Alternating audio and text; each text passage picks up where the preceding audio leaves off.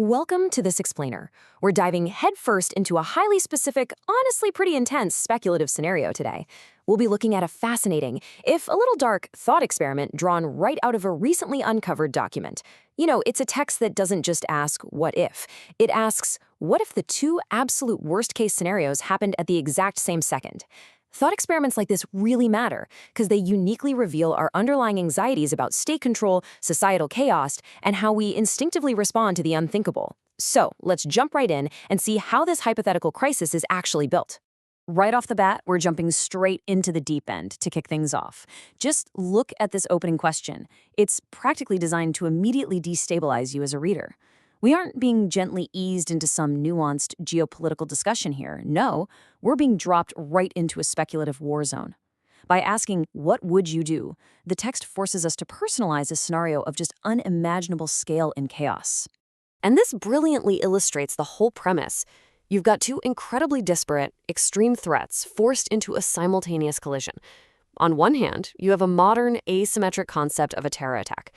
And then boom, it collides with a massive conventional state-on-state German invasion, which obviously brings up major historical global conflicts.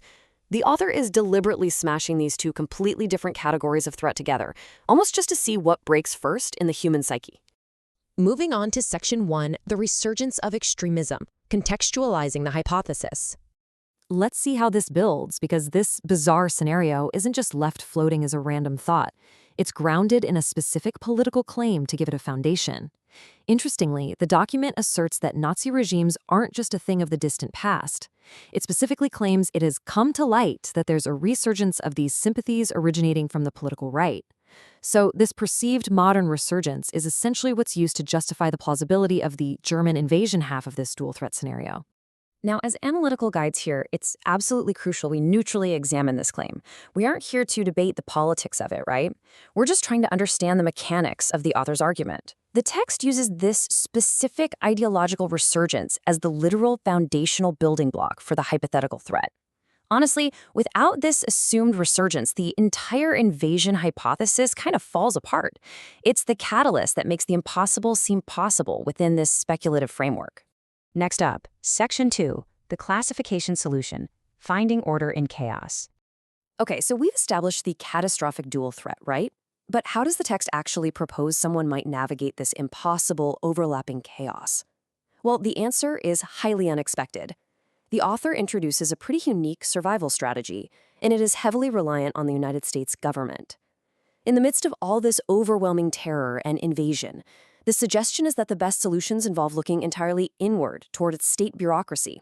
You don't fight back, you don't run. Instead, you just strictly adhere to whatever box the United States government has put you in. The crucial takeaway here is that in this specific thought experiment, adhering strictly to your official government classification is framed as the ultimate defense mechanism. Just think about the implications of that paradox for a second. Relying on the rigid structure of the state at the exact moment the state is under unprecedented attack? The implication is that when all global and societal order completely breaks down into fire and conflict, the only life raft you have left is your bureaucratic identity. Which brings us to Section 3, a breeding ground for treason, the unpleasant reality. But the author quickly admits that this solution, it's not exactly perfect. The text pivots rapidly to the dark, unavoidable consequences of a nation placed under this much internal and external stress. Things get really bleak, really fast. The logic follows this simple, almost brutal two-step process. Step 1, the dual threat causes the country to totally lose control. And step 2, that loss of control inevitably spirals into widespread treason. Unity isn't expected here. Instead, the author foresees an immediate, opportunistic collapse of loyalty. The document explicitly warns us that the unpleasant thing about this is the breakdown of institutional order. When a country loses its grip on authority, it creates a massive power vacuum. And in this hypothetical scenario, that vacuum completely shatters civic loyalty. Survival instincts take over, and turning against your own country essentially becomes the expected norm when faced with such overwhelming odds. And finally, Section 4, the ultimate collision, defining the hypothetical hell. We are now reaching the climax of this intense hypothetical scenario. All these threads pull together to paint a final, truly terrifying picture. the author leaves us with this incredibly evocative phrase to describe the absolute worst-case scenario: the collision of terrorist dooms and German blitzkrieg hell. I mean, wow.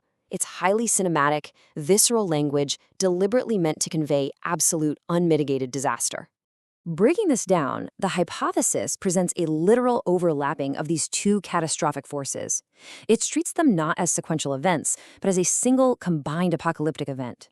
The word collision is absolutely key here.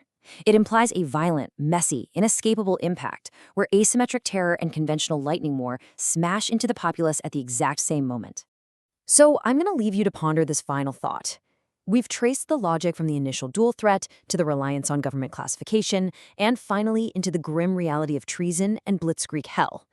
So the ultimate question remains: if society truly hits this absolute level of collapse, is a rigid government label really a solution at all? Or is it just a bureaucratic illusion of safety in a world that has completely lost control? Thanks for joining me on this explainer, and keep questioning the structures around you.